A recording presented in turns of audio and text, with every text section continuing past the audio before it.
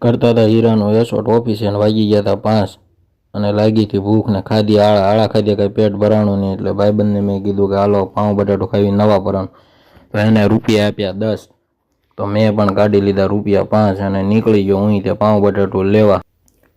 તો પહોંચી ગયો અહીંયા પાઉં બટાટાવાળાને ત્યાં ને આપી દીધા 10 અને એને આપી દીધું પાઉં બટાટું ને હારે પાપડ ફ્રી આવી ગયો પછી બીજી દુકાન ઓલા ભાઈનું ધ્યાન હતું નહીં એટલે સાનું માનું સરકાવી લીધું એક બટકું પણ આપી દીધા હતા રૂપિયા 5 ને પાછો આવી ગયો ઓફિસ બાજુ અને આ છે આપણી ઓફિસે પહોંચી ગયા અને કાઢી લીધું પાઉં બટાટું અને હારે પાપડ ફ્રી હતો પછી નાખ્યું થોડુંક લીંબુ કારણ કે હતું બહુ તીખું નવા પરાનું બટાટું અને પછી ખાધું મસ્ત મજાનું અને તોય લાગ્યું તીખું પછી ખાધો પાપડ ખાતા તે પીવું પડ્યું પાણી કારણ કે હતા બહુ તીખા પછી ઓલું ધીમે એવો સરકાયું હતું એ કાઢી લીધું બટકું ખીચામાંથી ને કર્યો અડધો ભાગ ભાઈબંધને અડધું આપ્યું ને અડધું ખાધું મેં